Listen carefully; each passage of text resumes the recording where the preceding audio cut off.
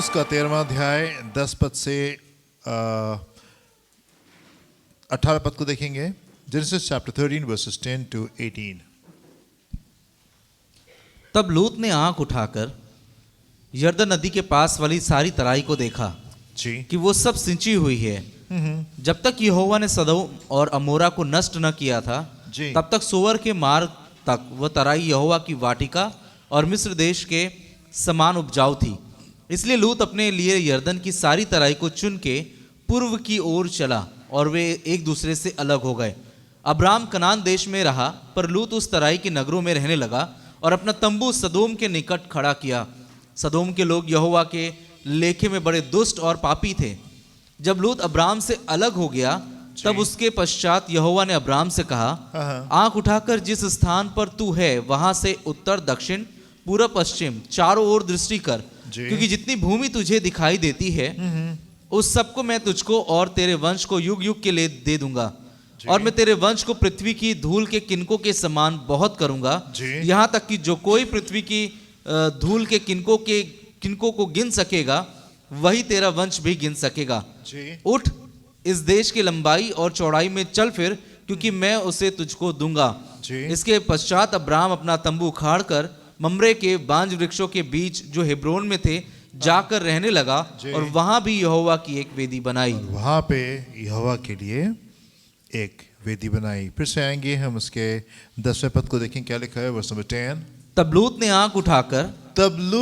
आंख उठा के यरदन नदी के पास वाली सारी तराई को देखा जी कि वो सब सिंची हुई है, जी।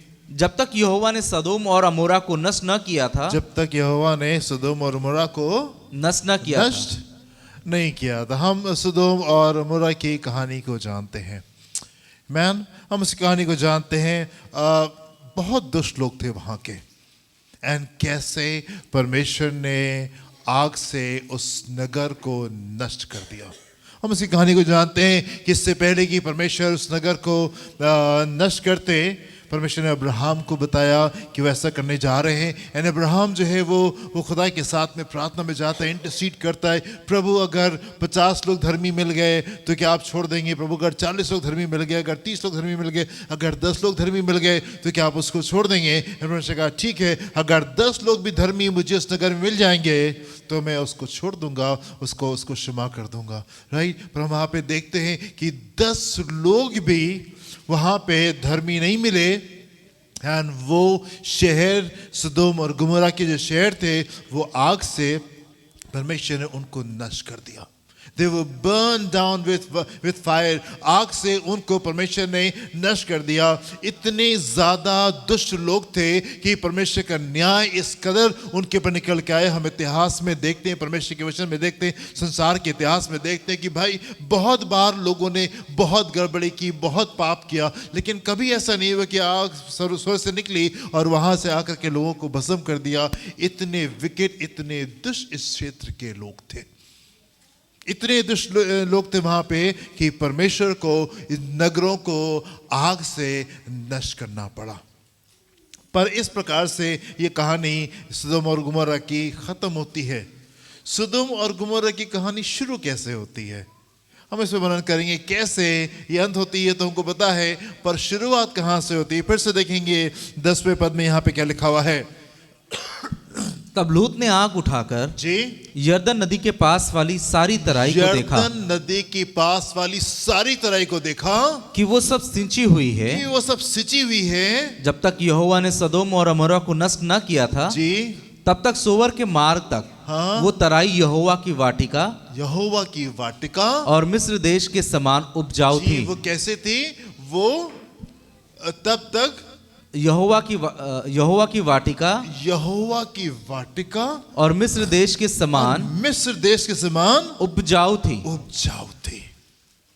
सदोम और गुमोरा ये शहर ये इस तराई में पाए जाते थे। ये वो तराई थी जो कि बहुत अच्छे से सिंची हुई थी, और यहाँ पे उसकी तुलना की जाती है गार्डन ऑफ द लॉर्ड से। ऐसे जैसे मानो कि यहोवा की वाटिका, इस वाटिका में, इस ऐसी तराई के एक ऐसी जगह में ये लोग रह रहे थे, एक ऐसी भूमि पे रह रहे थे विच वॉज वेल वाटर्ड, अच्छी से वो सींची हुई जमीन थी और वो इतनी खूबसूरत थी कि परमेश्वर का वचन उसकी तुलना करता है यहोवा की वाटिका से, as a garden of the Lord. इससे बेहतर और क्या तुलना हम कर सकते हैं, इससे बेहतर हम और क्या कल्पना कर सकते हैं कि प्रभु हमको एक ऐसा स्थान दे, हम एक ऐसे स्थान में अपने जीवन को व्यतीत करें जो कि परमेश्वर की वाटिका सा जीवन, परमेश्वर की वाटिका का सा स्थान होना है, as the garden of the Lord, such a beautiful place। ये सुदोम और गुमोरा, ये नगर जो दुष्टता में पले बड़े हुए, जो इतने ज्यादा दुष्ट थे कि इनके पर आग बरसी और आग के मारे ये नष्ट कर दिए गए। ये शुरुआत कहां से होती है? ये उस जगह के ऊपर अपने आप को पाते हैं जो कि इतने अच्छे से ये सींची हुई जमीन थी, इतनी वेल वाटर्ड ये जमीन थी। It was like the garden of the Lord, परमेश्वर के वाटिका के समान, परमेश्वर के बगीचे के समान ये भूमि थी। कई बार क्या होता है कि जो भरपूरी होती है वो हमको परमेश्वर से दूर कर देती है। कई बार क्या होता है, जो भरपूरी है वो हमको दुष्टता की तरफ लेके जाती। सब चीजों की बहुतायत हमारे जीवन में, सारी बातें हमारे पास में है, किसी बात के लिए हमको कुछ करने की आवश्यकता नहीं है, कुछ भय नहीं है, कोई डर नहीं है, ढेर सारी उन्नति हमारे पास में। एंड ये भरपूरी कई बार हमको परमेश्वर से दूर कर देती है, एंड कई बार हमारे जीवन में दिक्कतों को लेकर के आ जाती है। जब सब कुछ ठीक है तो हमको परमेश्वर की क्या आवश्यकता? परमेश्वर को नहीं पहचानना, उसको इज्जत नहीं देना, उसको वो स्थान नहीं देना जिसके वो योग्य है। और हमको लगता है नहीं, ये सब कुछ तो हमारा है, ये सब कुछ हमारी मेहनत से बना हुआ है, ये सब कुछ तो हमने किया। कुछ दिनों के बाद में चलते चलते हम उस जगह के ऊपर आ जाते हैं जहाँ पे घमंड हमारे जीवन में आ जाता है और हमको लगता है नहीं, सब कुछ बढ़िया है, सब कुछ खूबसूरत है और हमको परमेश्वर की आवश्यकता नहीं है। सदोम और गुमोरा की कहानी हमें मालूम है कैसे दुष्ट लोग वहां पे पाए जाते थे एंड कैसे परमेश्वर का न्याय वहां पे उतरा। पर ये वो चीजें हैं कि ये कहानी अंत कैसे होती, शुरुआत कैसे हुई। ये लोग उस जगह के ऊपर रहते थे, उस भूमि के ऊपर रहते थे जो इसकी तुलना की जाती है परमेश्वर की वाटिका से, as the garden of the Lord. अब देखिए मेरे साथ में एजेकियल उसका 16वां अध्याय 49 एंड 50 वर्स को देखेंगे, 49 और 50 पद को देखेंगे। एजेकियल 16, 49 और 50। देख जी, तेरी बहन सदोम का अधर्म ये था, तेरी बहन सदोम का अधर्म ये था कि वह अपनी पुत्रियों सहित जी घमंड करती, पेट भर भर के खाती और सुख चैन से रहती थी और दीन दरिद्र को न संभालती थी। अतः वह गर्व करके मेरे सामने जी घृणित काम करने लगी और ये देखकर मैंने उन्हें दूर कर दिया।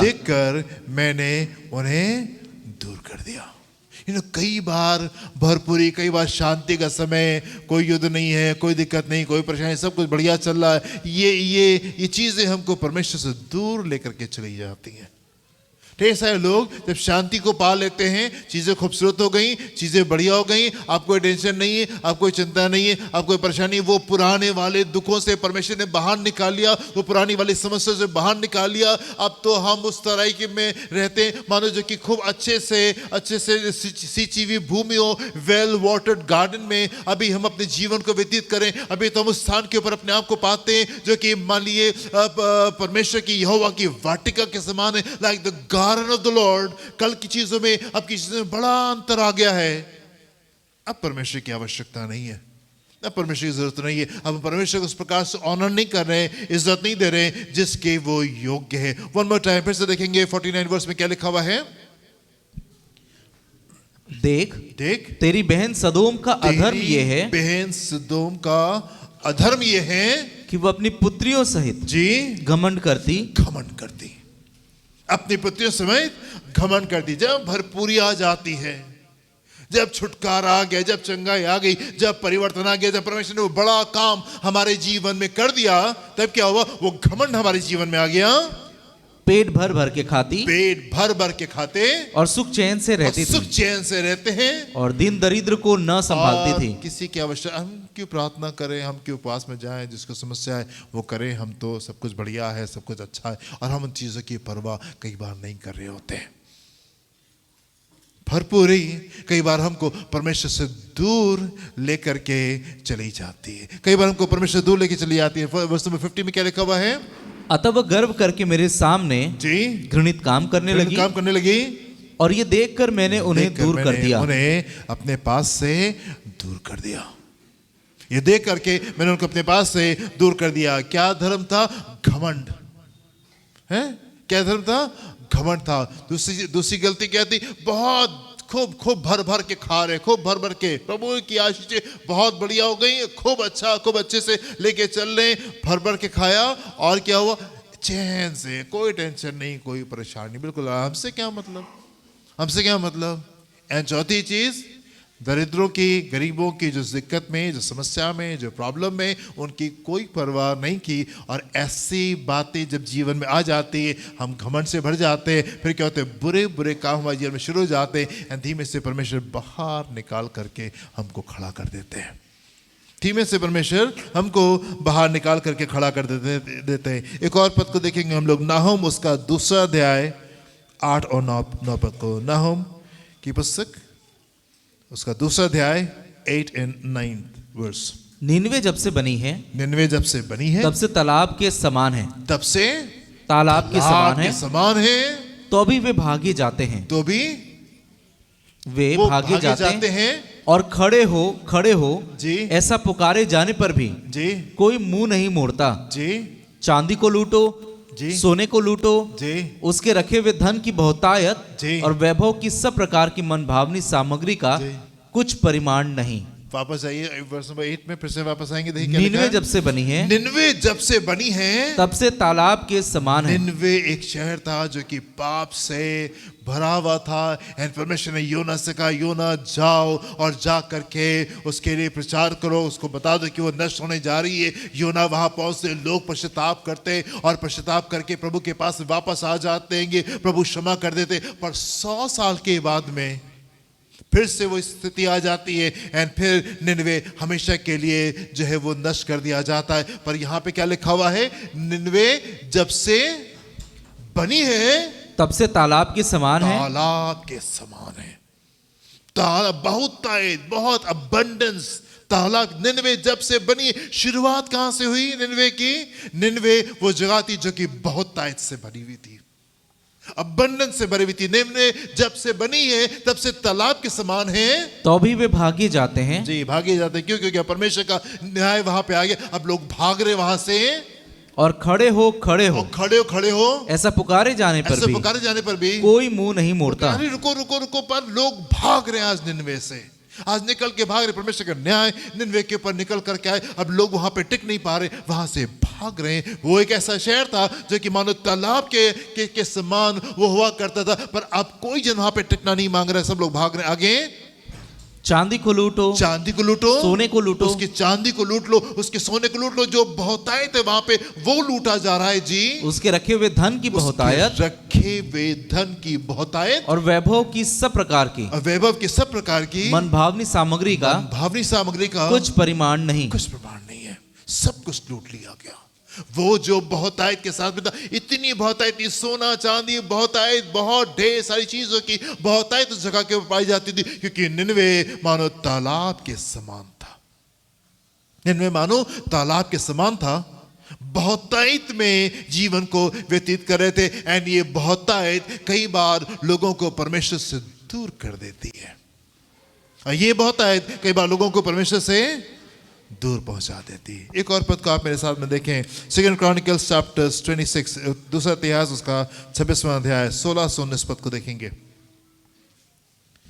परंतु जब वह सामर्थी हो गया, तब उसका मन फूल उठा, और उसने बिगड़ अपने परमेश्वर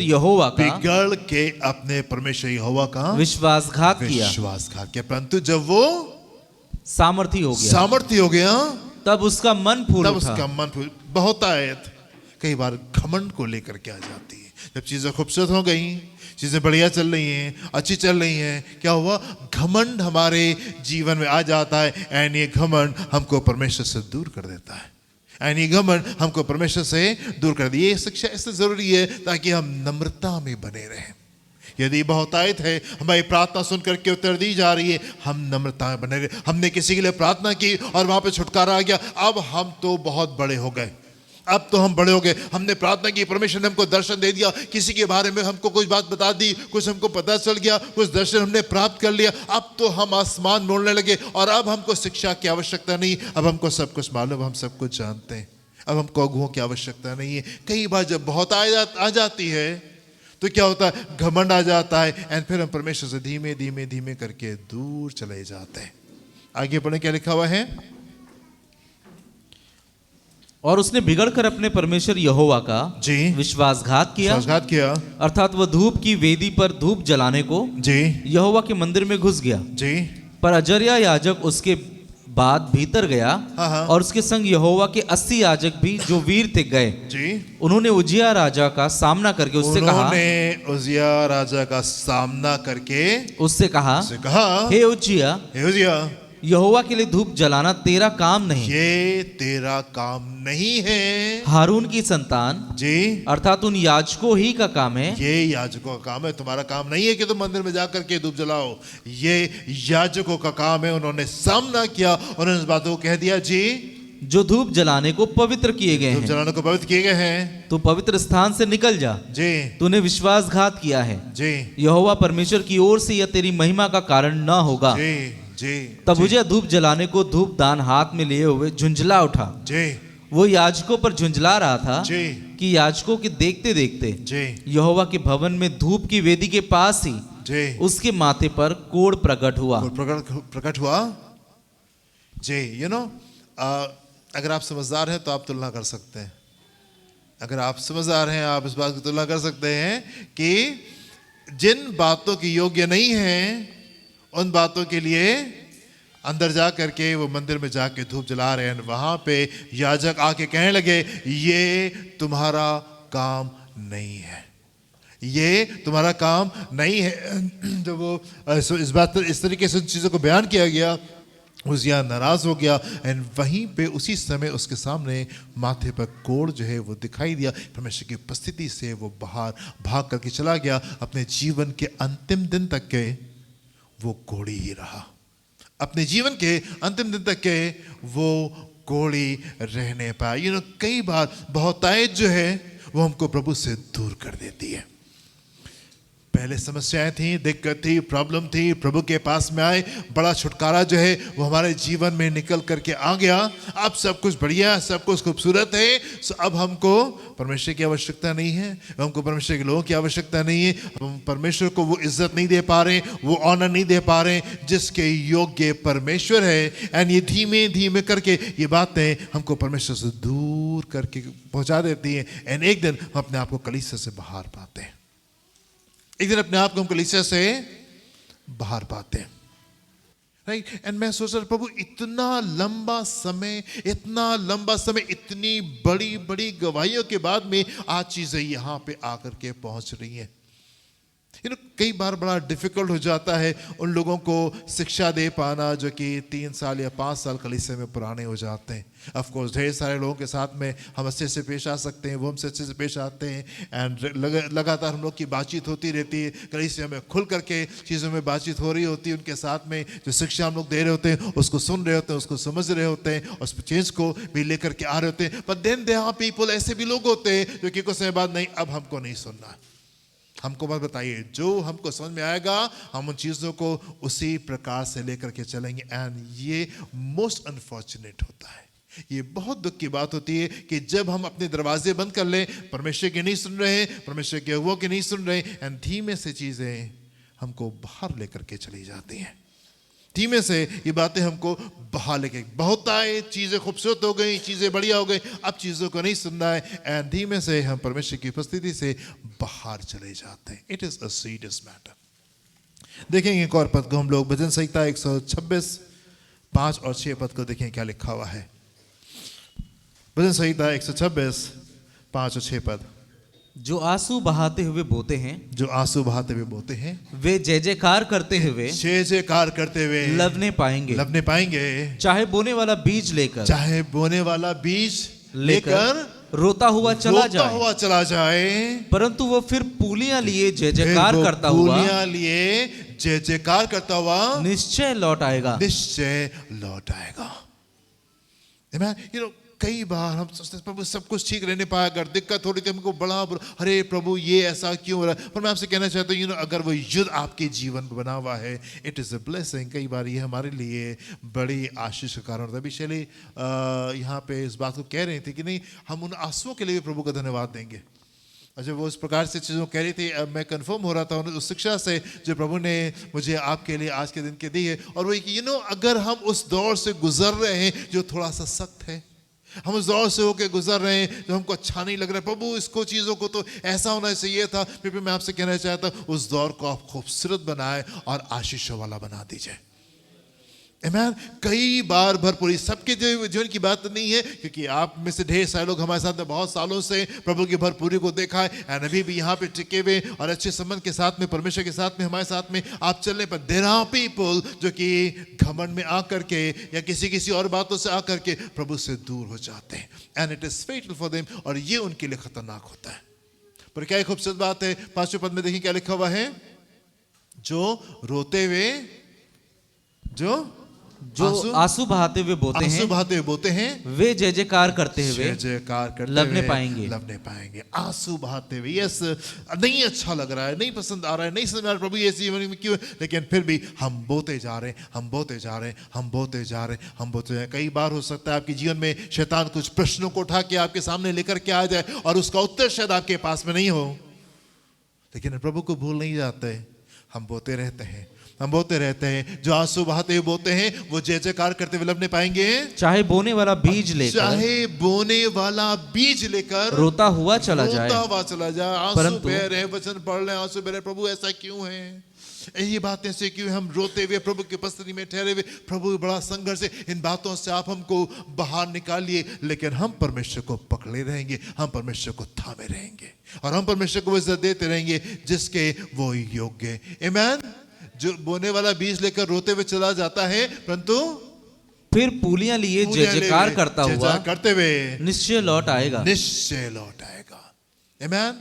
हालेलुया। कई बार जब हम उस सख्त समय से गुजर रहे होते हैं, प्रभु का आप धन्यवाद दें, बी थैंकफुल, आप धन्यवाद दें प्रभु, इस मौसम के लिए भी आपका धन्यवाद, इस गड़बड़ी के लिए भी जो हमारे जीवन में होने पाई हम आपका धन्यवाद देते हैं, इस नुकसान के लिए भी जो हमने झेला है, प्रभु सारी चीजें मिलके भलाई को पैदा करती हैं, प्रभु आपका धन्यवाद, प्रभु आपका धन्यवाद। आप देखिए मेरे साथ में भजन संहिता 119 उसके 71-72 वर्ष को देखेंगे, 71-72 पद को, 119 71-72।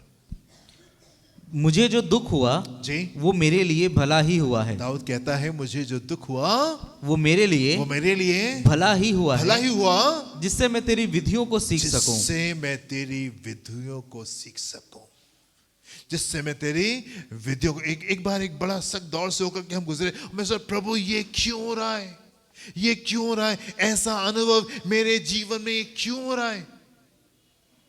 और कुछ दिनों के बाद में मैंने इस बात को देखा कि वो अनुभव जिसमें परमेश्वर हमको लेके गए, उस ज्ञान से ढेर सारे लोगों के जीवन में छुटकारा नहीं पाया।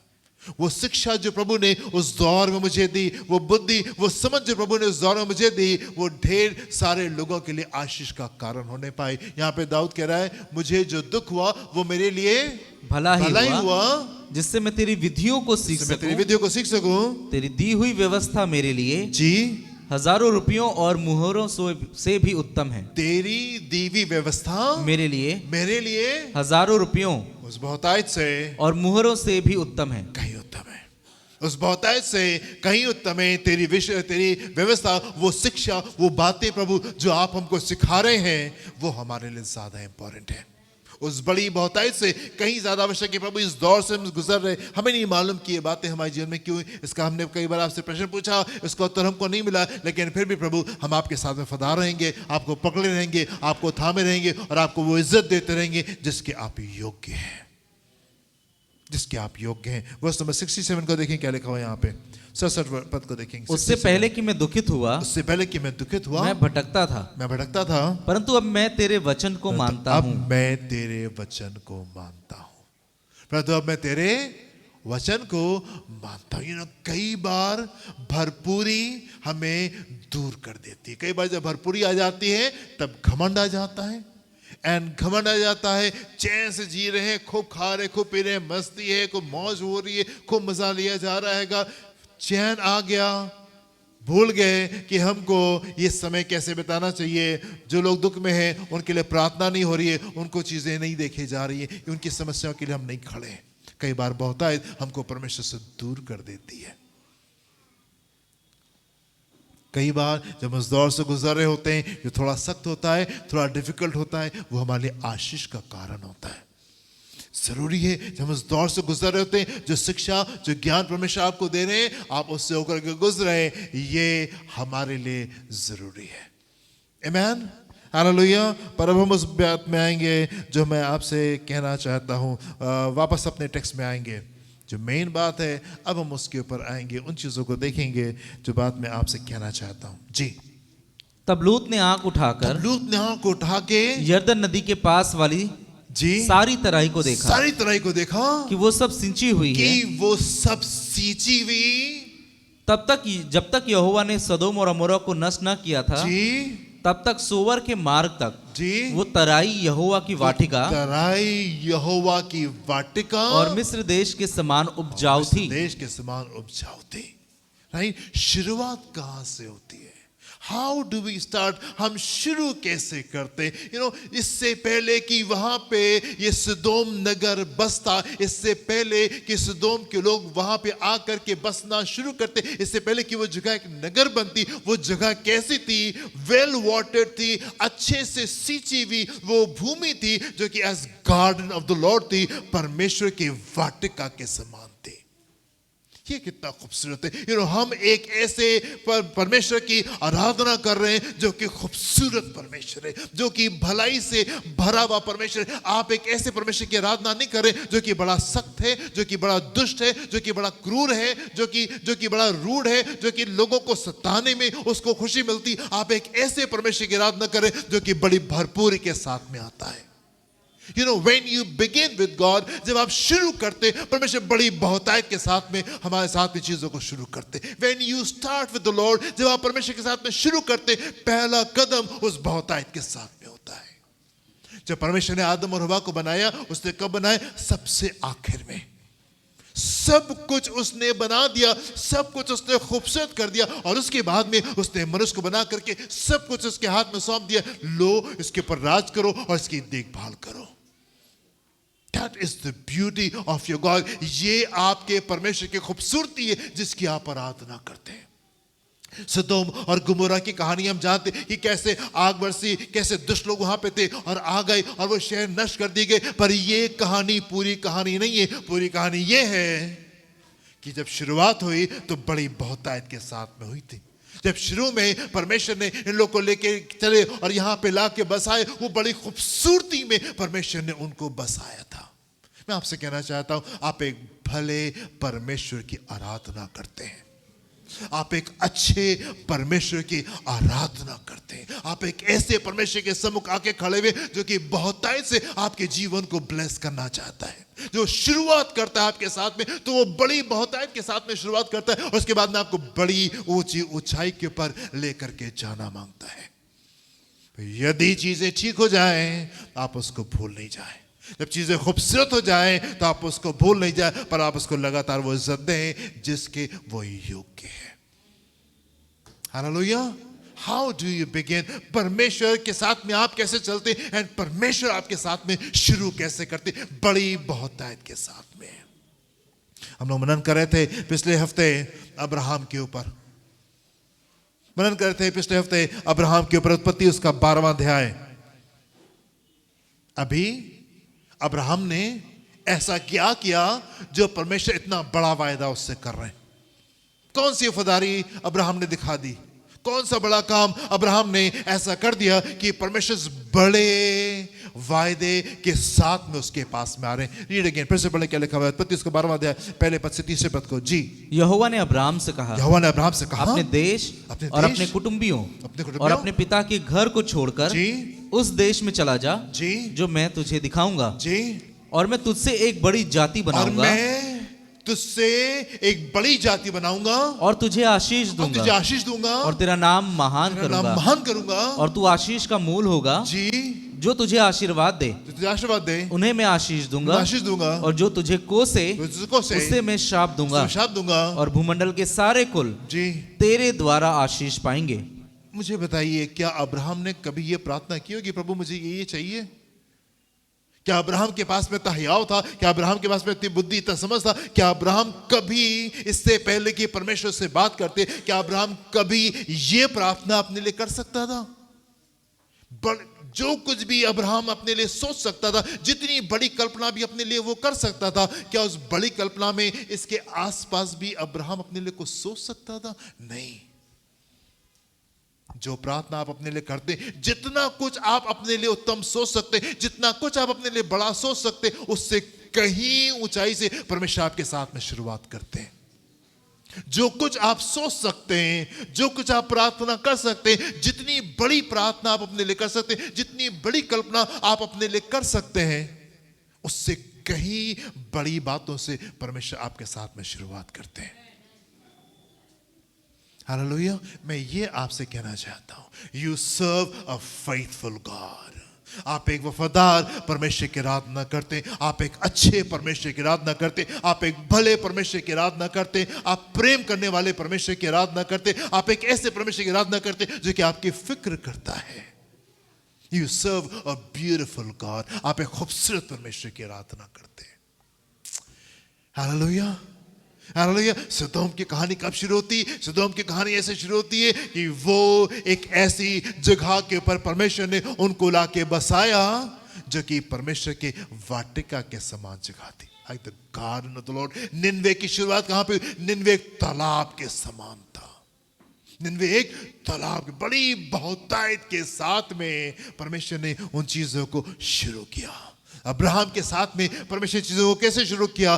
बड़ी बहुतायत के साथ में परमेश्वर अब्राहम के पास में आया। मनुष्य के साथ में चीजों को कैसे शुरू किया? उसने सारी चीजों की रचना कर दी। He made everything beautiful and then he made man। सारी बातों को उसने खूबसूरत कर दिया and तब उसने मनुष्य को बना करके वहां पर रख दिया। फूलो, फलो और पृथ्वी को भर दो।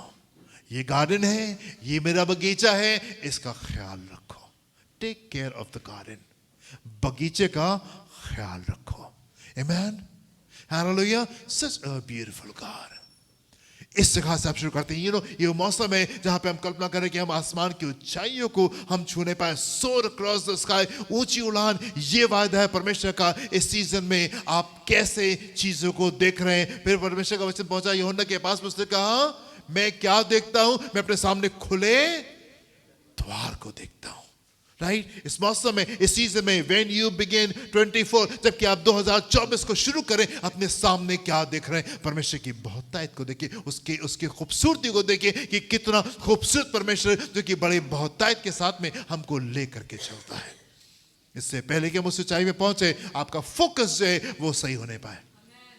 आमीन। देखिए मेरे साथ भजन संहिता 105 12 से 14 पद को देखें क्या लिखा है। भजन संहिता 105 12 से 14 पद। ये बातें हमारे अंदर पेवस्त हो जाए, हमारे अंदर बिल्कुल कंप्लीटली घुस जाए आकर के। भजन संहिता 105 12 से 14 पद क्या लिखा है यहाँ पे? उस समय वे तो गिनती में थोड़े थे, उस समय वे तो गिनती में थोड़े थे, वरन बहुत ही थोड़े, और उस देश में परदेशी थे।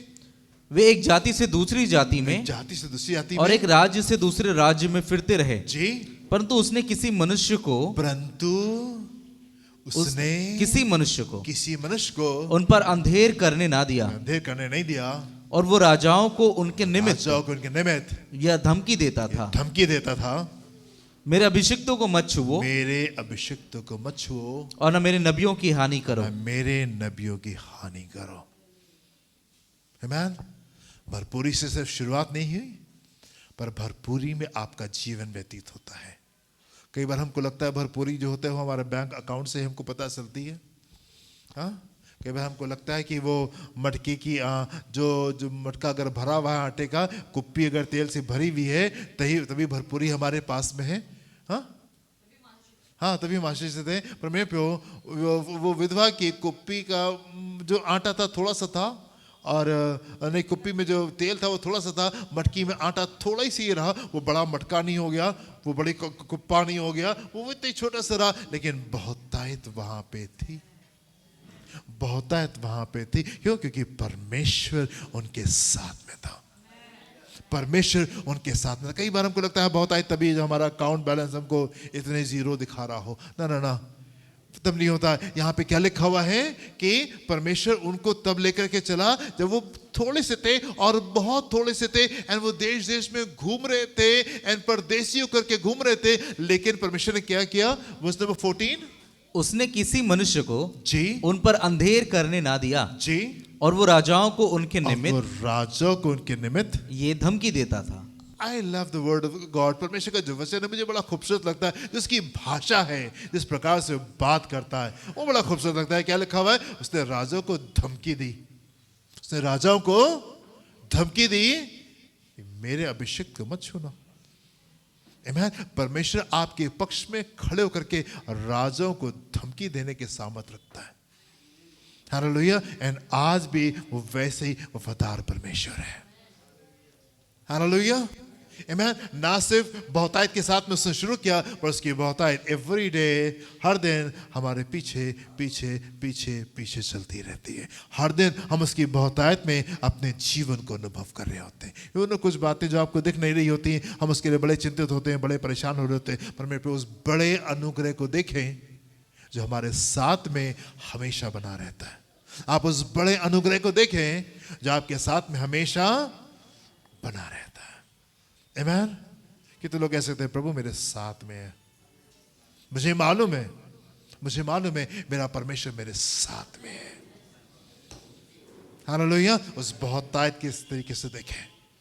वेल वाटर्ड गार्डन, अच्छे से सींची हुई भूमि जिसमें परमेश्वर हमको रखते हैंगे as a garden of the Lord. जैसे मान लीजिए परमेश्वर की वाटिका, उसमें उसने हमको प्लेस करके रखा है, और उसमें वो हमको आगे की ओर लेके चलता है। लूका उसको 10वां अध्याय 19-20 पद को देखें क्या लिखा हुआ है। हालेलुया। परमेश्वर की वफादारी दाऊद के जीवन में हर दिन बनी रही। उसके जीवन के पहले दिन से लेके अंतिम दिन तक के बड़े संघर्ष, बड़े युद्ध उसके जीवन में रहे, लेकिन उन तमाम युद्धों के बीच में हम परमेश्वर की बड़ी वफादारी को दाऊद के जीवन में देखते। Every day God was with him. हर दिन परमेश्वर उसके साथ में था, एंड हर युद्ध में परमेश्वर उसको विजय दे रहा था। यदि युद्ध है तो विजय भी है। आप युद्ध से मत घबराइए। अगर युद्ध है तो विजय भी वहां पे आपके लिए रखी हुई, और आप उसको देखें, आप उसको देखिए। 2024 जब आप शुरू करें, आप कैसे देखें? आप ऐसे देखें, वो भरपूरी का परमेश्वर मेरे साथ में है, वो भरपूरी का परमेश्वर मेरे साथ में, और उस बड़े हुए उस अबंडेंस ग्रेस में, उस बहुतायत के अनुग्रह के साथ में हम अपने जीवन को व्यतीत कर रहे हैं। हालेलुया। जी देखो मैंने तुम्हें सांपों और बिच्छुओं को जी रौंदने का और शत्रु की सारी सामर्थ पर अधिकार दिया है, और किसी वस्तु से तुम्हें कुछ हानि ना होगी। तो अभी इससे आनंदित मत हो कि आत्मा तुम्हारे वश में है, परंतु इससे आनंदित हो कि तुम्हारे नाम स्वर्ग पर लिखे हैं। आमीन। आप कहाँ रहते हैं? Where do you live? आप कहाँ रहते हैं? ऐसी तराई में जो कि अच्छे से सींची हुई भूमि है। आप कहाँ रहते हैं? हम ऐसी जगह पे रह रहे हैं जो कि अच्छे से सींची हुई भूमि है। जैसे मान लिए परमेश्वर की वाटिका में हम कहाँ रह रहे हैं? उसकी गार्डन ऑफ द लॉर्ड में, परमेश्वर की वाटिका में रह रहे, भरपूरी के साथ में रह रहे। उसने हमको सांपों और बिच्छुओं को रौंदने के, दुष्ट की सारी सामर्थ पे जय पाने का अधिकार दिया है, एंड किसी बात से हमारी कोई हानि होने नहीं जा रही है। Where do you live? आप कहाँ रहते हैं? ऐसी जगह के ऊपर जो कि अच्छे से सींची हुई भूमि है, अच्छे से सींची हुई भूमि में परमेश्वर आपको लेकर के चल रहे हैं और आप वहां पे रह मानो परमेश्वर की वाटिका में, garden of the Lord. Hallelujah. अगर परमेश्वर सदोम को ऐसी वादी दे सकते हैं और अगर निनवे को ऐसी तालाब जैसी जगह में दे सकते हैं, तो आप जो वफादार हैं, आपके लिए क्या चीजें रखी हैं। Hallelujah, hallelujah. आप चीजों को ऐसे देखना शुरू करें। प्रकाशित वाक्य उसका 4 अध्याय 1 पद, रेवलेशन चैप्टर 4 वर्स 1।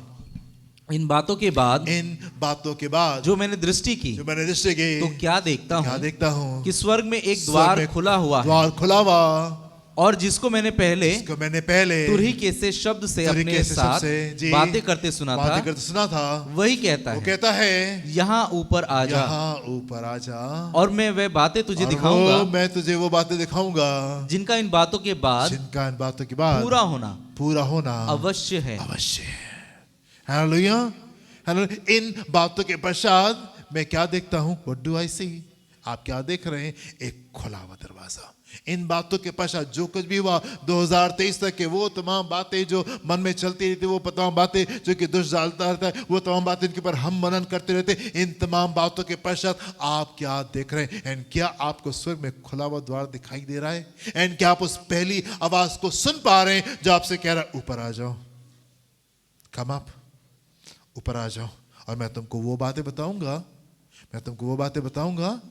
हाँ, जो आने वाली बातें हैं। Hallelujah, hallelujah. एक नए मौसम में परमेश्वर हमको लेकर के चले हैं। बहुत खूबसूरत, बहुत बढ़िया ये मौसम है, पर इस मौसम के लिए आपको क्या करना है? आपको परमेश्वर की ओर दृष्टि लगानी है, वो सही बातों को देखना है, सही बातों को मनन करना है, सही बातों का अंगीकार अपने जीवन में करना है, ताकि आप उस ऊंची उड़ान को अपने जीवन में अनुभव करने पाए। Hallelujah, hallelujah. क्या आप तैयार हैं? क्या आप तैयार हैं? निनवे कहां पे रहता था? बड़े तालाब से। निनवे की शुरुआत कहां से हुई? एक बड़े तालाब के पास में, वहां से शुरू हुई। सदोम और गुमोरा, ये दुष्ट लोग, ये दुष्ट नगर, शुरुआत कहां से हुई? एक ऐसी भूमि जो कि अच्छे से सींची हुई भूमि थी, जैसे कि मान लीजिए वाटिका, यहोवा की वाटिका, garden of the Lord. God is a good God. परमेश्वर एक भले परमेश्वर है और अपनी भलाई को आपके जीवन में इस मौसम में, इस सीजन में दिखाना चाहता है। Be faithful with him. आप उसके साथ में वफादार रहें, समय बिताएं, इन्वेस्ट करें, सही जगह के ऊपर अपने समय को लगाएं, उपवास में जाएं, प्रार्थना करें, ढेर सारा वचन आप पढ़ें, 5 बुनियादी बातें जो आपको बताई जाती हैं, वो बातें आपके जीवन में रहने पाएं। और यदि ये 5 बुनियादी बातें आपके जीवन में रहेंगी, तो ये बहुतायत आपको परमेश्वर से दूर नहीं ले जाएगी। अगर ये 5 बुनियादी बातें आपके जीवन में बनी हुई हैं, ये आपको बहुतायत में परमेश्वर से दूर नहीं ले जाएगी। आमीन। और संघर्ष के समय में आप बड़े आंसू में नहीं जाएंगे। आप दाऊद के समान कहेंगे, ये अच्छा हुआ कि मैं उस मार से गया, क्योंकि अब मैं तेरी विधियों को पहचानता हूं। हालेलुया। तो सालों पर खड़े होंगे, हम प्रार्थना करेंगे। जीसस।